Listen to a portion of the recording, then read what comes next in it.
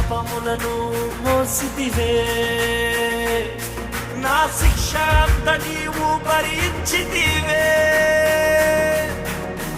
కరుణతో నన్ను రక్షించి నీతిమంతునిగా చేసితివే.